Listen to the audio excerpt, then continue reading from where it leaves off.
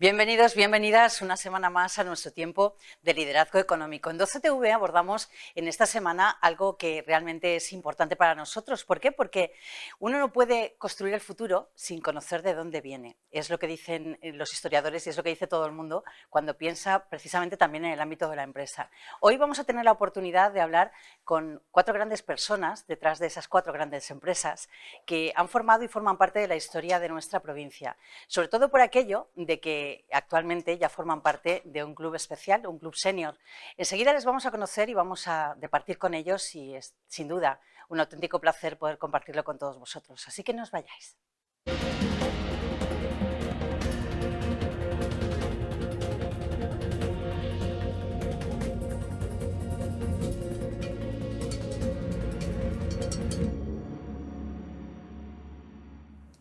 Bien, hoy vamos a dedicar nuestro programa a la Asociación de Empresas Familiares, a las empresas familiares de la provincia y más concretamente a las 4, a 4 de ellas que son referente en nuestra provincia por distintas cuestiones. Tenemos la oportunidad de saludar una vez más a Carlos Compañ, CEO fundador de CCS Arquitectos. Gracias, Carlos, por estar aquí. Muchas gracias. Digo una vez más porque tuvimos la suerte de tenerte con nosotros en el primer programa. Estás en el 13, no eres supersticioso. No, me alegro.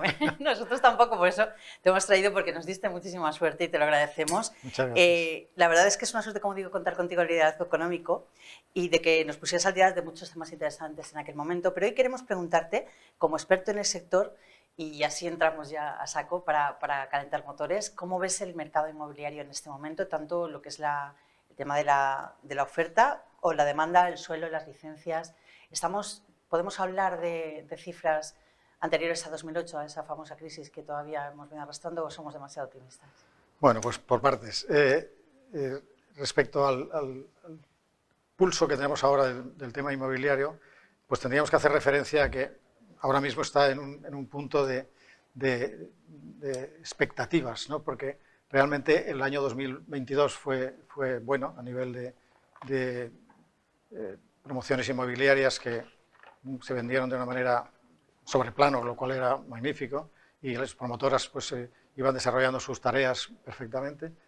Pero el primer semestre fue muy bien, pero resulta que todos los avatares de la guerra de Ucrania, el tema del mayor coste de las materias primas, posteriormente pues el tema de la inflación, el tema de la subida de los tipos de interés, todo esto ha ido minando de alguna manera, o sea, vamos a ver, afectando hasta el punto de que, claro, algunas promociones que iban vendiéndose perfectamente, pues las constructoras han tenido que pedir pues un aumento de los costes, pues por este motivo, y entonces se ha ido ralentizando de algún modo este tema, ¿no? No obstante, ahora pues está a la expectativa de que esto pueda digamos, avanzar, pero digamos que estamos en un punto de inflexión, ¿no? Es un poco decir, a ver qué pasa. Y respecto a lo del año 2008, yo creo sinceramente que no vamos a volver a aquello. Aquello fue en su momento, entiendo que pues una mala experiencia, porque realmente era una crisis financiera de que aquello, pues lo que se hizo no se debe volver a hacer y espero que no se vuelva a hacer, ¿no? Porque había pues, la famosa burbuja en la que se promovió de una manera, digamos, incontrolada. Los bancos ya sabemos que daban los créditos de la manera que lo daban y afortunadamente tanto una cosa como otra se ha digamos, reconducido, ¿no? Los promotores, después de aquello, se ha hecho como una criba. Los promotores que hay actualmente pues son profesionales en el sector, no son como en aquella época en la que desgraciadamente pues había de todo, porque también había lo que yo decía muchas veces, o reflexiono, que hay promotores que tienen, digamos, pues vocación de permanencia en el sector, porque son promotores, y había gente que era promotora advenediza, ¿no? Es decir, promotores pues porque era negocio, y el negocio pues resulta que no es ser promotor, sino es ser un negociante coyuntural, ¿no? Al final lo que pasa es que el tiempo depura muchísimo, ¿no? Claro, y son capaces de mantenerse los que tienen precisamente efectivamente, esto sirve para depurar y para realmente que sigan los que son profesionales del sector, y los demás, pues bueno, de alguna manera se quedan por el camino porque no tenían vocación de permanencia. Muchísimas gracias, Carlos, por tu aportación en este primer momento del programa. Enseguida vamos a volver a hablar contigo, pero antes queríamos también saludar a otro de nuestros contertulios. Es una persona conocida, sobre todo en el ámbito de la gastronomía en nuestra ciudad, un auténtico referente. Es Antonio Pérez Planelles, gerente del restaurante Dársena. Buenas noches, gracias por estar con nosotros, Hola, Antonio. buenas noches. Bueno, la verdad es que es una historia importantísima la que hay detrás de vosotros, ese náutico en el año 61 con tu padre. Y estamos ya hablando de 2023. Ha pasado casi, bueno, han pasado ya más de 60 años que os habéis celebrado. 62. 62. En mayo. Pero bueno, todavía mucha tela que cortar y muchas cosas que hacer por delante. Pero sí nos gustaría, a pesar de que bueno, sois un restaurante obviamente reconocido en toda la provincia y en toda la comunidad, toda España, la gente que come buen arroz se viene aquí al Dársena, nos gustaría que nos hablaras un poquito del origen, de cómo comienza la historia del náutico y luego el Dársena, cómo es la historia de vuestra familia. Bueno, mi padre en el año 58-59 llevaba lo que se llamaba por entonces la repostería del Club de Regatas, el bar, la cafetería, y los socios le convencieron para que en el pabellón que hay justo al lado, que se denominaba como el pabellón de embarcaciones menores, que es donde estaban todas las diferentes embarcaciones de remo, los utrilles, los caif, la yola y demás, pues sobre ese edificio montar un restaurante. Y entonces lo que primero que montó fue una especie de sala de fiestas. Había actuaciones en vivo, de hecho yo recuerdo, era muy pequeño, pero recuerdo que estaba habitualmente el tenor Luis Mariano. Era amigo de tu padre, ¿verdad? Muy amigo de mi padre, muy amigo, y yo tengo un recuerdo imborrable de él. Los Platters, los auténticos Platters originales en su momento. ¿Ellos tocaron en la inauguración, puede ser? Antes de la inauguración, antes, porque el lugar donde estaba el restaurante era, como te digo, una terraza de espectáculo, de música, de baile.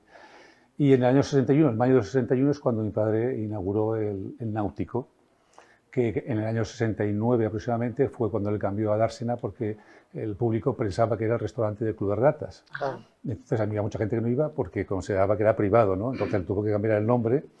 De todas maneras siempre había un comedor para los socios del Club de Regatas y bueno, desde entonces y por entonces se inauguró con una cocina que había mucha influencia, era una cocina francesa, tanto en sala como en lo que es la elaboración de cocina, donde la mitad de la carta se elaboraba delante del cliente, los flambeados, los steak tartar se hacían delante del cliente, una mera ensalada se hacía delante, se condimentaba delante, era un servicio con mucha influencia, como te digo, francesa por entonces, hasta que esto, con el tiempo, pues, y los convenios que subían al 16%, pues al final abocaron a que, evidentemente, pues, las plantillas se recortasen y apostó en su momento por la cocina levantina, por la cocina alicantina, en donde llegó un momento que ya eso fue en mayo del 86, cuando hicimos 25 años, yo cambié la denominación de paella a arroz, para diferenciar, no por nada, sino porque en Alicante siempre han hecho arroces y paella siempre ha sido recipiente, no la elaboración. Con todos mis respetos a nuestra comunidad y a nuestra Valencia querida, que la paella es la paella y los arroces son arroces, ni mejor ni peor, ¿no? Entonces, bueno, pues en su momento pues era una ciudad de tipo evidentemente medio, la oferta era muy reducida, en Alicante de restauración, pero era una oferta de calidad, y Alicante pues estaba entrando ya en los, digamos, en el sector turístico del país, dándole una importancia no solamente por el clima, sino por una oferta turística de playas y demás. Entonces, bueno, ahí estuvimos hasta el año 97, cuando nos cambiamos a la Marina en el 1997 hasta el 2022. ¿Os acabáis de cambiar ahora a 7 la zona de meses. Panoramis? 7 meses. ¿Qué tal? Bueno, pues es un juguete, le estaba comentando a Victoria antes. Es un juguete nuevo con el cual estás ilusionado. Hemos apostado por la zona de negocio en vez de por la zona de ocio, donde creemos que debemos estar. Hemos vivido siempre de la empresa y correspondientemente de las familias. Y es una zona realmente plausible, porque tenemos alrededor un entorno empresarial de primer orden. Ahora el sector digital nos rodea y dentro de poco, si Dios mediante puede ser, pues está el centro de congresos en la zona del puerto, que ya se ha afectado los terrenos correspondientes, y entonces va a ser un hub industrial e empresarial realmente de primer orden, que creo que el puerto va a ser como un distrito más del Alicante que va a atraer realmente mucha inversión y mucha imagen turística. Hablando precisamente de eso y como experto también en tu ámbito y a nivel turístico y podríamos decir obviamente gastronómico, ¿cómo ves la ciudad de Alicante en esos dos ámbitos, tanto en la gastronomía como en el tema del turismo? Bueno, el turismo, como siempre se ha dicho, turismo somos todos, ¿no? Todas las clases de industrias aportan su granito de arena para formar parte del sector turístico. En Alicante venimos reivindicando muchos años proyectos que están anclados, por decirlo de alguna manera, al centro de congresos. El centro de congresos, me acuerdo que la primera referencia, y se puede ver la biblioteca en ese sentido, el primer proyecto estaba delante de Santa Faz. Era un hotel de 4 estrellas, que era el Nova Más por entonces, hablamos del año 61 o 62, y un palacio de convenciones, que se llamaba por entonces convenciones, no de congresos. Por entonces ya se estaba planificando el primero que hubo en España, que fue el de Castellana en Madrid y el de Torremolinos, y pudo ser una oportunidad para Alicante. Desde entonces han pasado ya media docena de ubicaciones y yo creo que los políticos no se dan cuenta de la trascendencia realmente un centro de congreso puede traer a la ciudad, la riqueza que puede aportar. La riqueza puede aportar turísticamente, promocionalmente, técnicamente, porque todo lo que es el conocimiento a través de los congresos se queda en la ciudad también como experiencia, ¿no? Entonces el centro de congresos como el puerto base de Alicante de cruceros, que estamos también demandando hace mucho tiempo, que no sabemos por qué no se realiza, porque Alicante tiene todas las características para ello. Estamos de acuerdo que estamos rodeados por una serie de ciudades como Valencia, Barcelona, Palma de Mallorca, Málaga, pero... no tenemos nada que envidiarles. Nada. Yo creo que tenemos poco que envidiarles, porque Alicante llega un momento que tiene que creerse que puede ser una ciudad de primer orden, no de segundo. Yo me acuerdo que hubo un presidente de la autoridad portuaria hace unos cuantos años que ante el predominio de todas estas ciudades en diferentes sectores, y sobre todo cruceros, decía que quería apostar por ser el segundo en cada cosa. Y digo, es que eso no puede ser, tienes que ir apostando para el primero para quedarte segundo. Si apuestas para el segundo, te quedarás en el tercero o no estarás, ¿no? Entonces, Alicante tiene clima, tiene comunicación, tiene medios, tiene planta hotelera, tiene gastronomía, tiene servicios. Tenemos empresarios como vosotros y gente emprendedora con muchísimas ganas de hacer cosas, de seguir luchando y de seguir, bueno, pues llevando a Alicante a la altura que le corresponde, ¿no? Que es la máxima. Tenemos la suerte, muchas gracias, Antonio, tenemos la suerte también de contar con nosotros en este día con Victoria Ramos. Ella es presidenta del Grupo ESOC. Victoria, muchas gracias por estar con nosotros. Nada, vosotros por contar conmigo. Bueno, muchísima admiración por otro lado, porque además, bueno, son más de 35 años los del Grupo ESOC. Además, naciendo de una manera y diversificando con el tiempo. Sí. Probablemente hay muchos espectadores que te conozcan por el ámbito de la organización de eventos, por los congresos, etcétera, pero hay mucho más detrás de ESOC. ¿Qué es exactamente ESOC? Bueno, hoy en día ESOC es un grupo que tiene tres ramas de servicios. Uno, que está enfocado a dar servicio a las empresas en prevención de riesgos laborales, dar servicio de consultoría a las empresas para que cumplan la normativa legal que ahora se exige, como por ejemplo los planes de igualdad. Y la tercera rama es también la consultoría y también el apoyo en la organización de eventos y congresos, eventos empresariales y institucionales y congresos. Estos son los servicios que así es la empresa hoy en día. Victoria, vosotros es que fuisteis pioneros. Sí. Fuisteis pioneros en un Sí. tiempo en el que estas cosas eran como una tontería, vaya, que no había que prestarle mayor atención. Y creísteis, fuisteis visionarios. Bueno, ahí emprendí esta aventura en solitario, y siendo madre de 4 hijas y como consecuencia de que no encontraba un empleo remunerado. Entonces, pues, por avatares de la vida me vi involucrada en temas de organización de congresos, pero hace esos 35 años que había que estar explicando que era, para qué servía un servicio de azafatas, que era un congreso, que los congresos se necesitaban ser organizados por profesionales. No digo el contenido científico, no, sino la logística y la planificación, el protocolo, pero sobre todo las secretarías, lo que conlleva descripciones de etcétera, ¿no? De logística, de movimiento, de número de personas. Sí, porque si alguien tiene algo muy importante que contar, pero no lo cuenta bien, es como si no lo tuviera, básicamente, ¿no? Claro. En tu trayectoria, porque eso no ha sido fácil, como comentabas, bueno, con 4 niños y además un poco obligada, ¿no? Por esa falta de empleo, no te imaginabas que vas a llegar hasta aquí, me imagino, ¿no? No, porque además yo siempre me he considerado trabajadora. Lo que me gustaba era trabajar y crear una empresa y ser empresaria, vamos, no se me había ocurrido. ¿Cómo ves, precisamente desde esa perspectiva, como empresaria, como mujer, con toda tu trayectoria, el momento actual con las mujeres directivas? ¿Es que hay un buen reconocimiento, que no? Bueno, ¿Que se habla demasiado pero no es para tanto? ¿Cómo está esto? Bueno, el avance ha sido espectacular. Sí, nos basamos en que si retrocedemos y vemos que hasta 1978 las mujeres, sin el permiso del marido, no podrían abrir una cuenta corriente.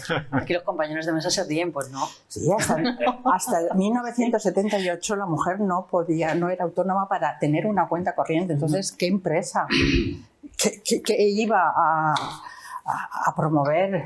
¿Qué iniciativa podía tener si la cuestión económica la tenía tan cortada? Entonces, desde aquellos tiempos, ahora pues se ha avanzado muchísimo, pero es que nos queda muchísimo también por avanzar. He estado viendo las cifras y, pues, por ejemplo, de cada 10 accionistas de empresas, cada 10 accionistas, 2 son mujeres.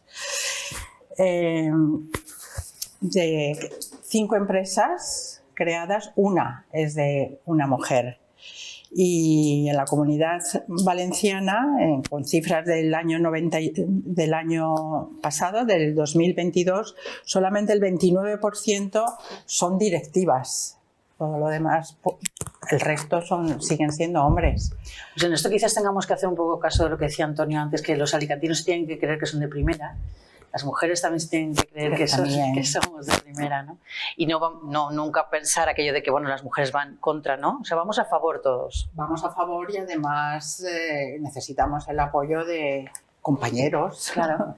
Lo tenéis. De compañeros, porque... Claro, sobre todo, pues bueno, la Asociación de la Empresa Familiar pues empuja y da visibilidad, porque las mujeres necesitamos visibilidad.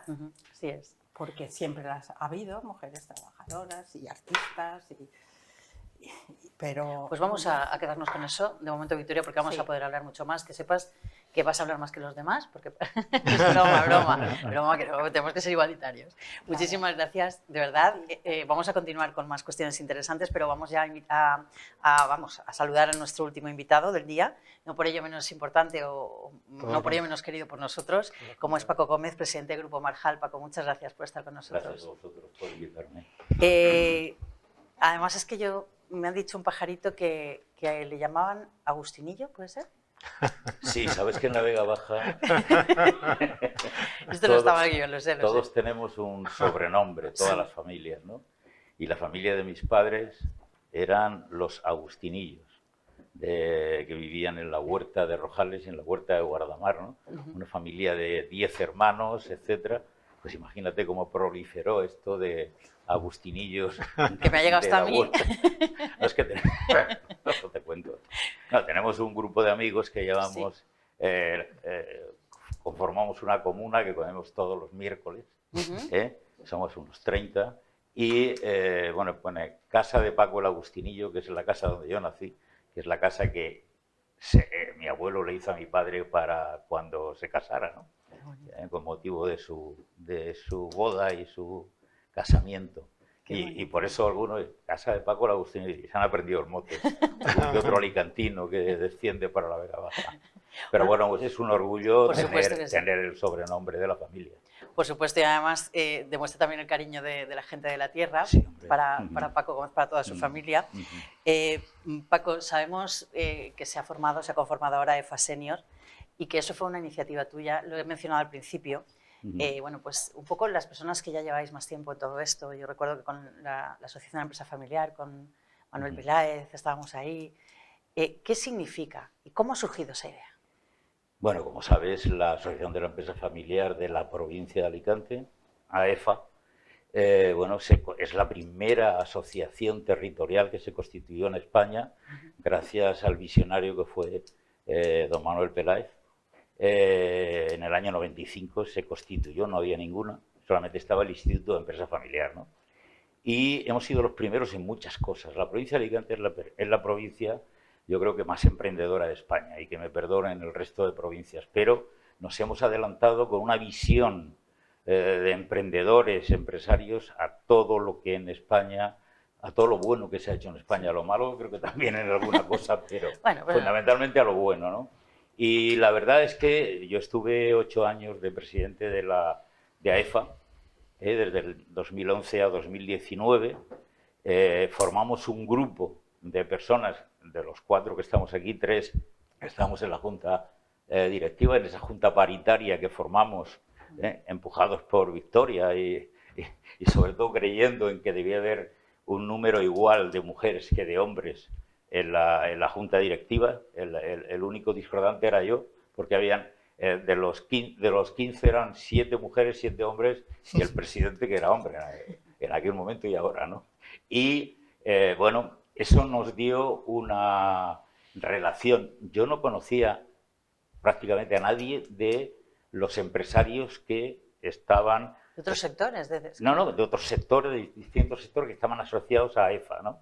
Y allí encontré un grupo de personas maravillosas, como los que hay aquí, y la verdad que hicimos una relación personal de amistad, etcétera, y estuvimos 8 años codo con codo, mi vicepresidente, nuestra vocal, etcétera, y estuvimos ahí trabajando e hicimos una relación de amistad muy importante, ¿no? Entonces llega el final del mandato, que lo establecimos en 4 años más 4, que fue en el año 19, en diciembre del 19 creo, y entonces dijimos, oye, ¿y ahora qué pasa? ¿Que nos vamos cada uno a su casa? Esto no se puede quedar con lo así. bien que nos lo habíamos, que lo estamos pasando, esto no se puede quedar así, esto vamos a organizar algo. Y entonces no hay en España, en ninguna otra asociación territorial de las 17 restantes, no hay ningún...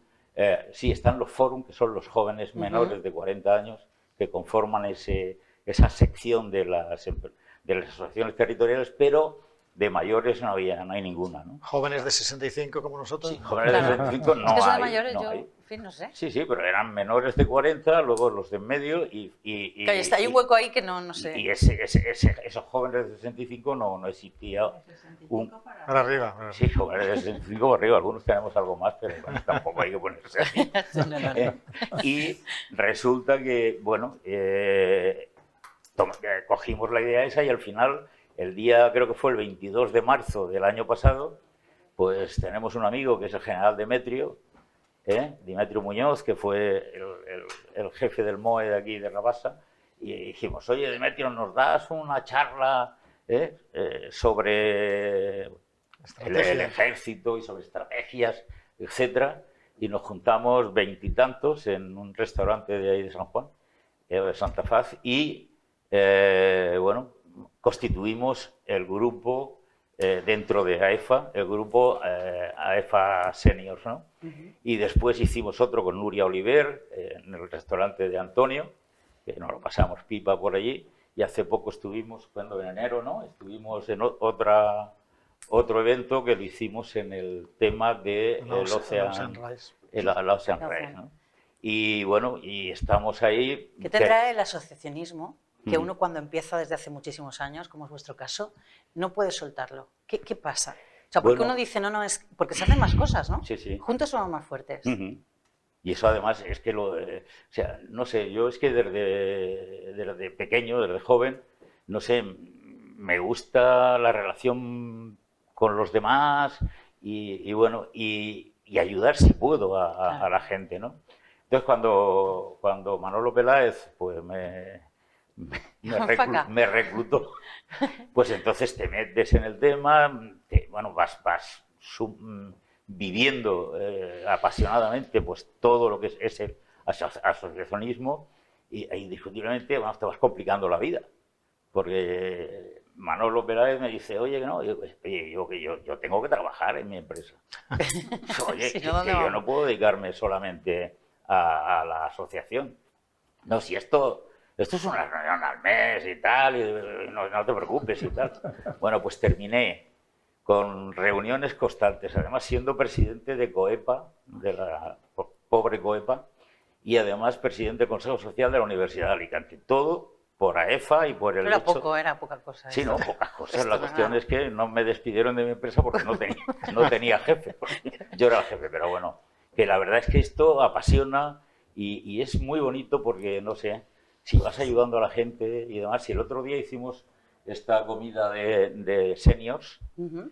y bueno, hay personas que dicen, oye, que me avises, otros oye, ¿por qué no me habéis avisado a mí? Pero con unos enfados terribles. Nada. Es que Porque, no sé, era un ensayo, y lo hicieron para ver qué sí, decíais, sí, pero ya lo tienen nos claro. lo pasamos muy bien, ¿no? Y bueno, y por otra parte, pues hacemos 4 eventos anuales y luego pues somos un poco la El voz órgano de la... consultor. ¿Eh? El órgano consultor. Sí, el órgano consultor, no. Bueno, más bien la voz de la Yo experiencia lo sabía. y además que, bueno, por ejemplo, tenemos 2 cátedras, pues algunos de nosotros vamos siempre, pues, no sé, a dar en alguna mesa redonda, pues a hablar de nuestras experiencias, etcétera, a los alumnos que tienen pretensiones de Es tan importante lo de las ser cátedras. empresarios, ¿no? El llevar la universidad a la empresa y la empresa a la universidad. Eso es.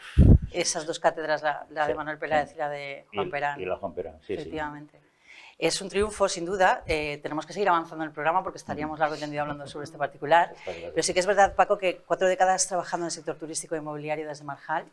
¿Qué destacarías de la trayectoria? ¿Qué os identifica como empresa de éxito? ¿Cómo ha sido este 2022 para el Grupo Marjal? ¿Cómo está la situación ahora mismo para vosotros? Bueno, la experiencia en Grupo Marjal, o sea, nosotros empezamos como promotores inmobiliarios, yo soy arquitecto técnico y por lo tanto, pues eso es lo que entendía y me metí en eso en su momento, hace 43 años. Y hemos ido avanzando, diversificando. En el 97 nos metimos en el sector turístico, pues construyendo un camping en Guardamar, ahí cerca de la desembocadura del Segura, y luego fuimos avanzando y haciendo más instalaciones turísticas y hemos ido diversificando. Ahora estamos en el tema del esto de, ¿cómo se llama? Coliving. Es que esas palabritas son un poco difíciles. Las ponen para pillarnos. Y en el coliving nos hemos metido vamos avanzando en ese camino de diversificación, ¿no? Porque ya sabemos lo que pasa, ¿no? El sector inmobiliario pues tiene sus altibajos. Ya vimos lo que pasó en el año 2007-2008 con esa Sí, lo ha mencionado. entrada que ha dicho Carlos de gente que no es profesional y aquello fue pues un puff y aquello reventó y ya sabemos lo que pasó, ¿no? Y en este momento pues estamos en un momento de crecimiento. No crecemos, hemos tomado la política de asociarnos con otros empresarios. En inmobiliario estamos asociados con un grupo de Madrid, que es Corfin. En Coliving estamos con 2 grupos más y en inmobiliario estamos con otro grupo. O sea que realmente somos una empresa familiar asociada a otras empresas familiares con la finalidad de tener un potencial mayor y un crecimiento más rápido, ¿no? Porque viene la segunda generación por ahí empujando. Y queda también hace trabajo falta. mucha gente No, por y supuesto. tenemos que mover la economía. Sí. En una ocasión dijiste que un empresario asume riesgos y cuando tiene la firme creencia de que puede ser un éxito, se la juega.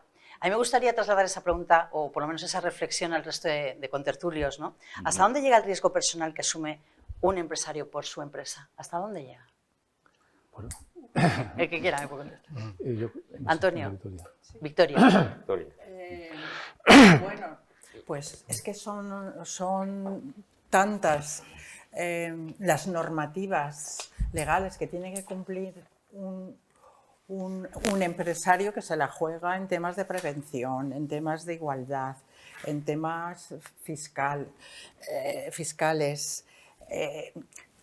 Es tanto y tan complicado que necesita de un asesoramiento continuo, porque cualquier desliz, a poco importante que sea, pues a lo mejor tienes un castigo penal, digamos, ¿no? Y también tienes que muchas veces poner entiendo yo, tu patrimonio, tu todo, ¿no? Ahí, te la estás jugando constantemente. Sí, pero aparte del patrimonio es eso. Un problema en prevención de riesgos laborales, un fallecimiento, algo pues... Sí, que la gente a veces ser pensamos y vemos ahí al empresario y decimos, bueno, este señor, pues nada, Sí. pues muy bien, ¿no? Está ganando dinero y ya está, ¿no? Pero hay muchas cosas detrás que, como digo, se la juega. Me gustaría que me dieras su opinión, Carlos, que lo tengo ahí muy calladito. Sí, estaba escuchando y realmente, independientemente del comentario de Victoria, que lo comparto, pero es verdad que el empresario en un momento dado, pues lo comentábamos antes fuera de micrófono, como se dice, es decir, que realmente llega un momento en que la empresa va como va, pues tienes que arriesgar tu patrimonio, o sea, el tema familiar, o sea, tienes que echar una mano y resulta que sí, la sociedad puede tener el balance que tenga, pero resulta que en un momento dado hay que echar el resto, ¿no? Entonces, claro, pues tú por tu empresa, pues llega un momento en que lo das todo, o sea, y afecta a tu familia, luego hay que tener la cabeza muy fría para ser un poco consecuente con eso, ¿no? Pero es verdad que esa es la singularidad que tiene el empresario familiar, ¿no? Que en un momento dado dice, pues hay que hacer todo lo que hay que hacer y asumir ese riesgo, ¿no? Pues, para salvar la empresa realmente, ¿no? Antonio, ¿tú qué opinas? Bueno, yo considero que el riesgo personal empieza desde el minuto 1 cuando se te ocurre montar algo, crear una empresa, incentivar una actividad.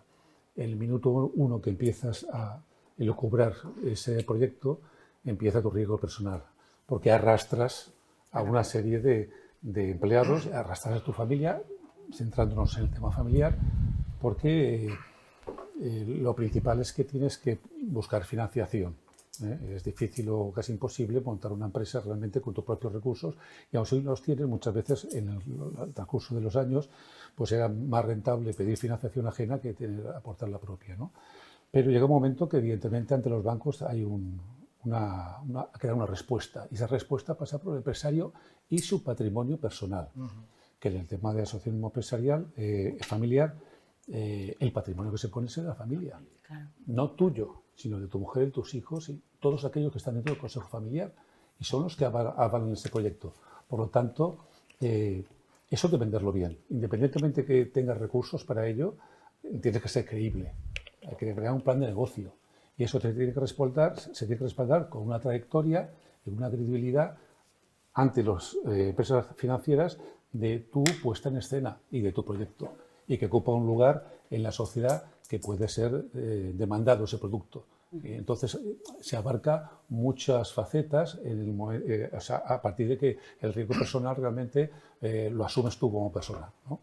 ¿Creéis que las personas en su casa, en la calle, los ciudadanos y las ciudadanas tienen esta visión? Porque realmente es lo que yo estaba diciendo muchas veces, bueno, el empresario está ahí. Si os parece, vamos a escuchar la opinión de las personas de la calle, a ver qué visión tienen del empresario, si se la juega o no se la juega. Que somos los que estamos relanzándolo todo y moviéndolo todo. Bueno, pues yo creo que hay que apoyarles, porque los empresarios, desde mi punto de vista, están creando puestos de trabajo, y lo que necesitamos es gente trabajando en esos puestos que ellos van creando, además de otras entidades. Pues que si no hubiera empresarios no habría trabajo, porque son los que exponen el dinero para montar una empresa. Lo que sí, que son el motor de la economía ellos, ¿no? Tienen que crear empleo, pues sí. Depende del empresario, como todo. Sí, claro, sin ellos no habría un trabajo, ¿no? Hombre, yo creo que el empresario efectivamente pone en riesgo su patrimonio muchas veces.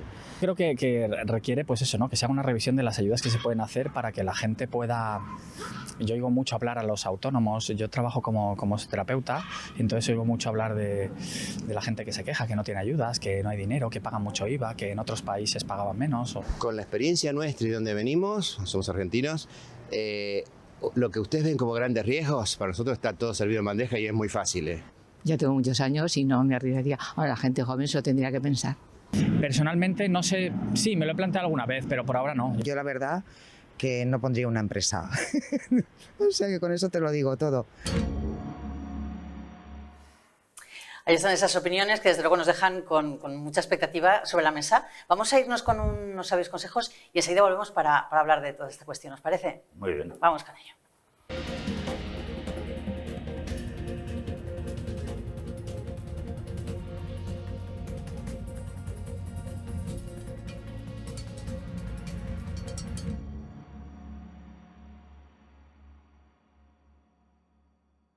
Dicen que el agua es necesaria para sobrevivir, pero eso es quedarse corto, porque somos muy de saltar, de cantar en la ducha y muy de bebernos esta botella que está muy llena de vida, de muchas vidas. El agua no nos hace falta solo para sobrevivir, nos hace falta para vivir muy fuerte. Bezoya, agua de mineralización muy débil, agua para vivir muy fuerte.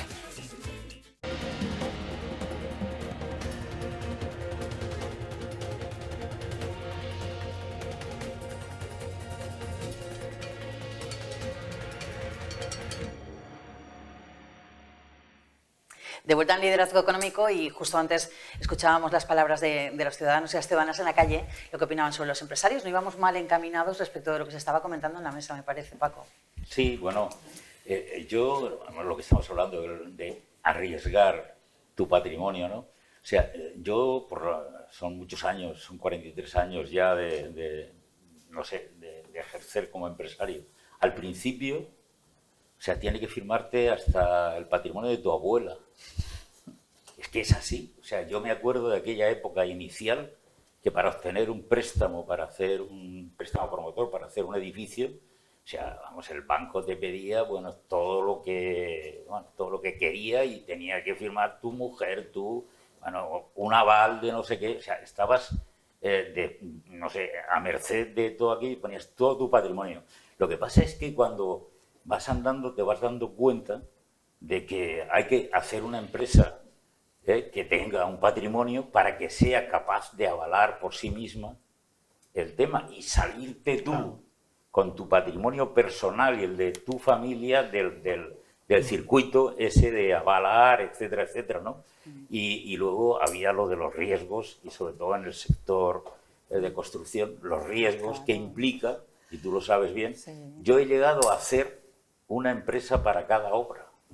O sea, hacíamos un edificio y entonces constituíamos una sociedad limitada. Se terminaba ese edificio o íbamos a hacer otra sociedad limitada, porque por el miedo a que se te matara un operario y te fueras, no sé, se llevaran todo por delante, porque entonces, claro, la responsabilidad es de la empresa, de la sociedad limitada, pero también hay una responsabilidad subsidiaria que es del empresario, etcétera, etcétera, ¿no? Hasta ese extremo, o sea, arriesgas porque crees en tu profesión y en el trabajo y en la empresa, y arriesgas todo, ¿no? Y eso, luego con el tiempo vas intentando salirte. Yo en este momento, en nuestra empresa, pues avala a la empresa. ¿Por qué? Porque tiene una solidez y tiene un patrimonio capaz de responder por el préstamo bancario o por el tema financiero. Pero no solo el empresario o la empresaria es el importante, me refiero, quiero decir, no es el que toma solo decisiones, ¿no? Los trabajadores para vosotros son muy importantes.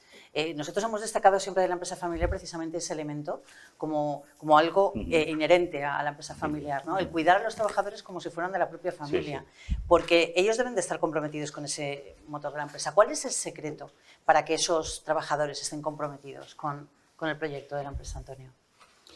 Bueno, yo creo que, digamos que cuando pones una empresa en marcha, debes tener cierto sentido cooperativista. Tú puedes ser el empresario, tú puedes tener la mayoría de acciones con otros compañeros, otros socios de viaje, pero tú al empleado debes tratarlo como un resorte, un engranaje fundamental dentro de la nueva empresa que vas a poner en marcha. Tienen que ser respetados, queridos y reconocidos por su valía y por su compromiso en la filosofía de la empresa que pone en marcha para ese proyecto de negocio. El pensar que porque tengas inversión y porque el producto sea bueno y la oportunidad sea la adecuada, no debe de ser algo que ignore la capacidad y el resultado del trabajo de tus empleados, ¿no? Sean de categorías inferiores o categorías superiores.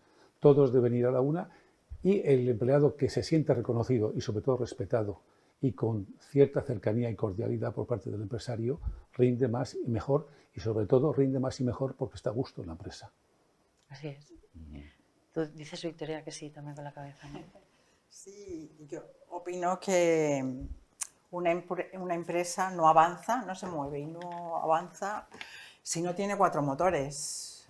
Primero, el motor primero es el del empresario. Por supuesto, los trabajadores. Luego, muy importante, también los proveedores. Y, por supuesto, los clientes. Todo esto son los motores que empujan a que la empresa pueda avanzar, como falle el motor de los empleados, cualquiera de ellos. Pero es importante el sentimiento de pertenencia, ¿no?, a la empresa, el sentirse orgulloso de yo trabajo en tal empresa. Para eso yo creo que el empresario tiene que, sobre todo, dar ejemplo. Ejemplo pues, de honestidad, de coherencia, para ser respetado y reconocido por el empleado. Y también, por supuesto, pues darle flexibilidad en su trabajo. Y algo que no venga impuesto, entiendo, ¿no? Algo que, bueno, pues viene por ley que hay que tener este tipo de tratamiento con los trabajadores, ¿no? Esto tiene que salir del alma, ¿no? Tiene que salir del corazón, entiendo yo, ¿no?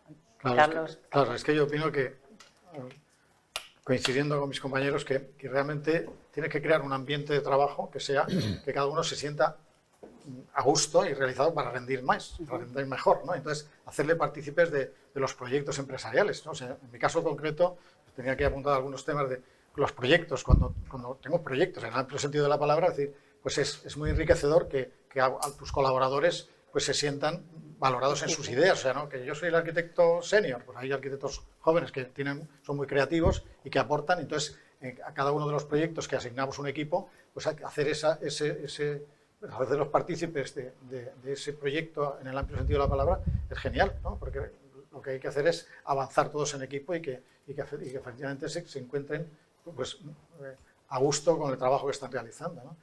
A ese respecto, tenía que apuntar algunos temas respecto a que es importante que a su vez vean un reconocimiento con los clientes en el sentido de decir, como buenos profesionales, pues la mejor manera de avanzar en el buen desarrollo profesional es generar confianza en los clientes, o sea, hacer buenos proyectos, sean los del proyecto que sea, es decir, los pequeños por su entidad, o sea, no por ello tiene que dejar de ser un buen profesional en todos los proyectos. No hay proyectos grandes y pequeños, pero todos son proyectos, ¿no? Y haciendo un símil taurino, yo siempre les digo que cada toro tiene su faena, ¿no? Luego hay que desarrollar en cada uno de ellos pues, un programa de necesidades, o sea, y entonces es muy enriquecedor eso, ¿no? Y hacerles partícipes al equipo de que todos a una y no es pues es el estudio de arquitectura en mi caso concreto, pues avanza y es una satisfacción, pues porque una cosa te lleva a la otra y somos capaces de crecer desde un punto de vista global como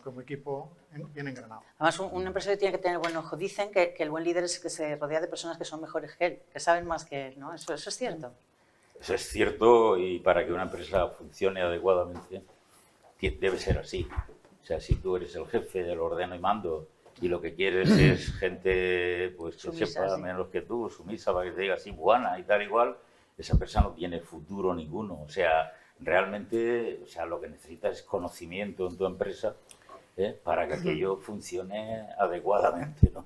Por supuesto. ¿Querías Carmen, sí, que también es muy importante pagar un salario justo. Ah, bueno, por supuesto. Eso es de cajones. Hoy día se da por sí, pero es un punto así, que a veces uno no se siente bien reconocido económicamente. Es verdad que a veces no solamente es el salario, porque tú puedes estar cobrando, pero, por ejemplo, si no estás bien reconocido, si no sientes una cercanía, si no hay una conciliación con tus horarios. La flexibilidad de la que tú hablabas antes, el conciliar es fundamental, tener esa flexibilidad a la hora de cuando hay que echar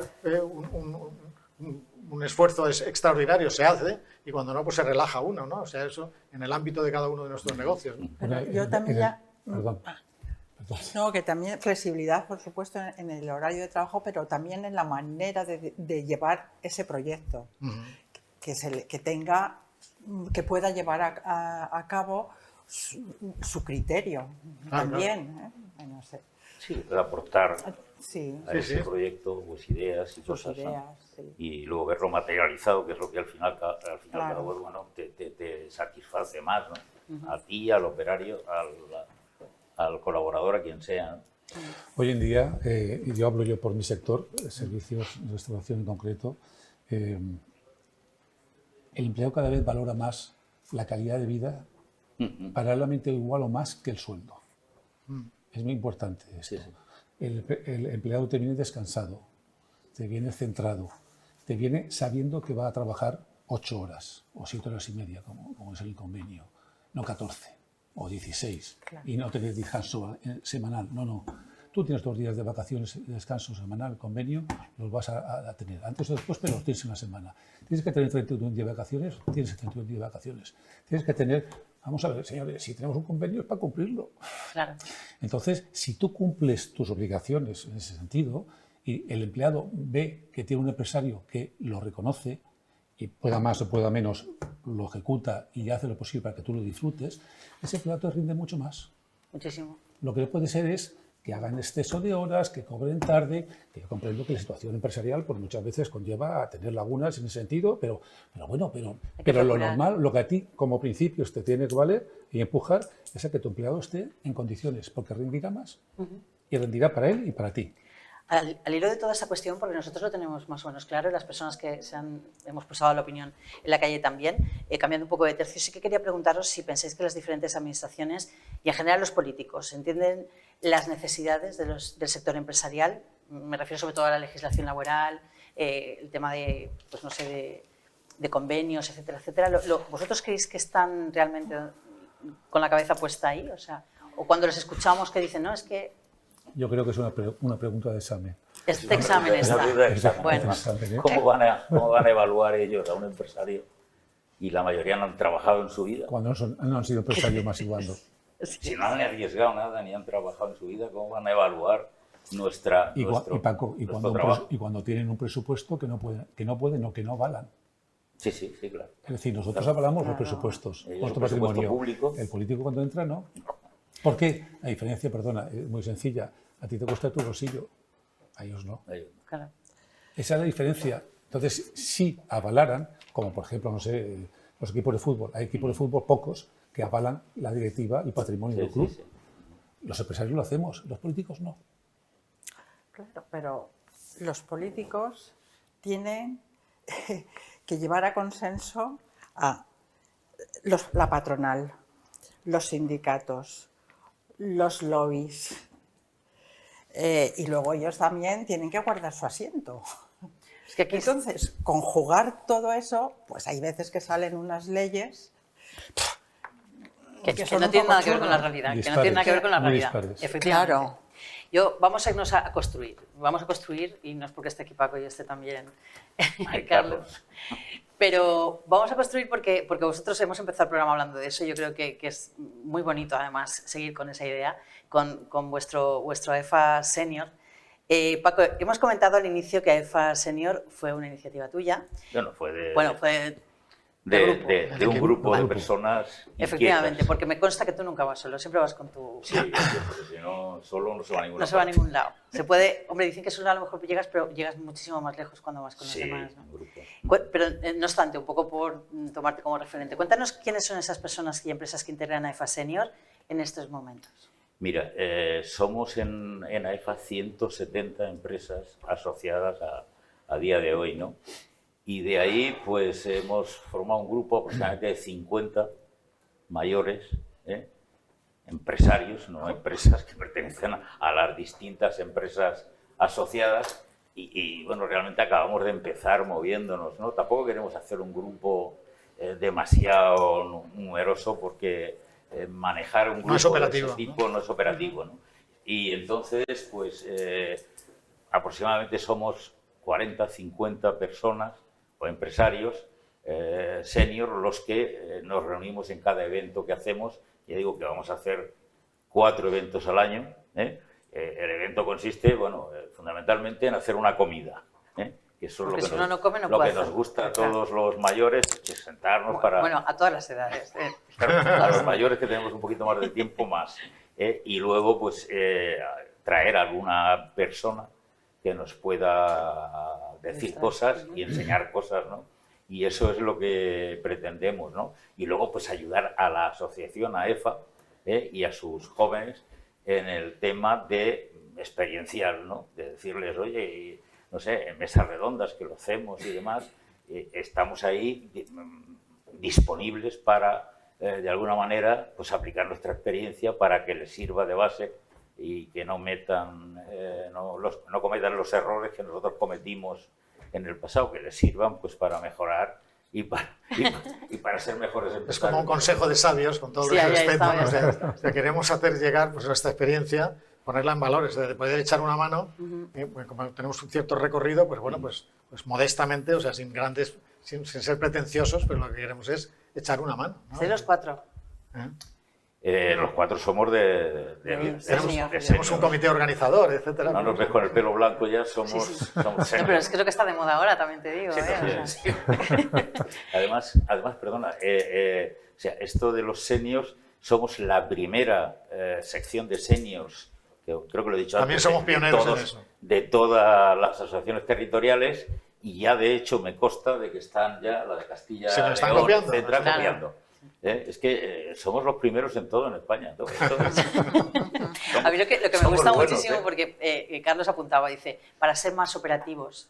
Eso es muy importante porque no es un grupo, y yo creo que ha quedado solamente contado aquí, ¿no? No sois un grupo de gente que, bueno, como nos conocemos toda la vida, nos juntamos. No, o sea, es que vosotros vais a seguir trabajando, vais a seguir haciendo cosas. Claro.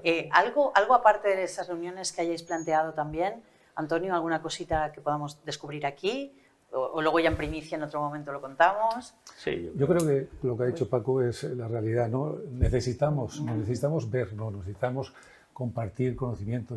El empresario, se jubile o no se jubile, como empresario, como emprendedor, que la provincia de Alicante es muy emprendedora, eso sí que hay que constatarlo, su actividad, su prolongación es la comunicación con otros empresarios. Claro. Necesita a todos los empresarios para mejorar, para contrastar, para cotejar. No solamente hay que hablar con los tuyos dentro de la empresa, porque hay un mundo fuera de tu empresa, ¿no? Y en ese sentido tienes que estar al tanto de lo que realmente en tu entorno fagocita sí, es mucho más enriquecedor. Claro, y el contraste de tu información, porque aunque Carlos venda colchones y yo tengo un restaurante, la idea de la gestión es la misma. Claro. Para fabricar colchones, para dar de comer a la gente, la gestión, en teoría, técnicamente es la misma el procedimiento, ¿no? Entonces, los empresarios lo que debemos ser es buenos gestores. Si tú gestionas bien, que antes habéis comentado, no, es que pasa algo, o es habitual que haya empleados que sepan más que vosotros, estén más cualificados, ojalá la empresa tuviese un nivel de dignificación tan importante. Ahora, tú tienes que ser un buen gestor. Claro. Lo que tienes que hacer es gestionar el conocimiento. Si tú gestionas bien lo que te aporta tu equipo y lo haces medianamente bien y colaboras y participas en las decisiones, el éxito está garantizado. Prueba de ello estáis aquí vosotros, ¿no? Y hay una cosa que yo creo que es muy interesante, porque Paco estaba hablando, necesitamos juntarnos, comer, etcétera. Pero es que en una comida, y sobre todo yo recuerdo hace algunos años ya, Antonio, en una entrevista, y no sé si te acordarás, seguramente no, pero bueno, luego fuera de cámara ya te recuerdo. Yo preguntaba aquello de que, bueno, que es que en un restaurante como el vuestro, sobre todo, se negocian muchas cosas, ¿no? Se llegan a grandes acuerdos en las comidas, precisamente porque uno, yo creo que eso también es muy de nosotros, ¿no? Muy mediterráneo. Somos capaces de ver a la otra persona tal cual es, comiendo, ¿no? Sí, es que digamos que si lo ves en un despacho no es lo mismo que si lo ves con un entorno diferente, distendido y agradecido, un estómago agradecido, ¿no? Y evidentemente los empresarios de restauración tenemos que tener un nivel de privacidad muy importante. Claro. Porque anécdotas hay y muchas. Alguna que no se puede contar, claro. Sí. Claro, haces la mayoría. Seguro. En las memorias, lo contaré en las memorias. Se van a cotizar mucho, ¿eh? Se van a cotizar mucho, Antonio. Bueno, nos queda muy poquito tiempo, pero antes de despedirnos, me gustaría que hiciéramos una pequeña valoración cada uno, bueno, pues de qué ha supuesto, bueno, el estar aquí, lo que hemos hablado a lo largo de, si sacáis algún titular. Carlos. Bueno, ante todo, pues que como hemos comentado que los empresarios queremos seguir estando y participando de toda esta relación, pues es que la excusa, entre comillas, de AEFAT Senior es simplemente por seguir no estar en contacto con todo lo que habíamos hecho a otro nivel, ¿no? Y poder aportar algo. Es que vuestro ADN, ¿no? Que no lo podemos remediar. O sea, claro. yo, Paco, de lo cual nos alegramos nos mucho. Conocimos cuando la Junta de Gobierno Y desde entonces pues ha habido un feeling que Sí, dice, "Bueno, no podemos dejar de hacer cosas". Yo diría que es una excusa para poder seguir echando una mano. Una excusa maravillosa, de verdad, porque además también nos llena a nosotros de alegría y de esperanza saber... Pero que no parezca una frivolidad, perdona, el que comer, ¿no? O sea, No, efectivamente, por eso lo decía, precisamente por eso, ¿no? Es todo lo contrario, es todo lo contrario. Paco, ¿cuál es tu titular? No sé, yo creo que el empresario familiar lleva dentro, no sé, ese gen de ayudar a los demás empresarios, y yo creo que a la edad que tenemos y con los años de experiencia en el asociacionismo de la provincia de Alicante, pues somos capaces de hacer, no sé, llegar a los empresarios familiares de la provincia, y de hecho esta provincia, como es muy potente, pero muy separada, ¿no? 9 comarcas distintas, cada una más fuerte. Entonces, no sé, estamos incluso pensando en hacer esas reuniones, pues una en el Vinalopó, la otra itinerantes, en la Alcoyá, la otra en la Marina Alta, etcétera, para que de alguna forma llegara a toda la provincia, porque esta provincia es potente y fuerte, pero si estamos juntos. Efectivamente. Y el gran problema que tenemos en esta provincia es que Elche va por un lado y Alicante va por otro. No somos el área funcional del 1.000.000 de habitantes que necesitamos para que no nos maltraten y no nos marginen, ¿no? Y eso lo tenemos todos dentro del corazoncito, y de hecho pues no sé, queremos trabajar en esa dirección, pues aportando pues nuestro granito de arena. Granito, dice, madre mía, una montaña entera, y nos alegramos además muchísimo. Gracias, Paco. En tu caso, Victoria, tu titular. Si me permites, no hacer un titular, pero sí que retroceder a la pregunta anterior que nos has hecho sobre qué opinábamos de nuestros políticos, ¿no?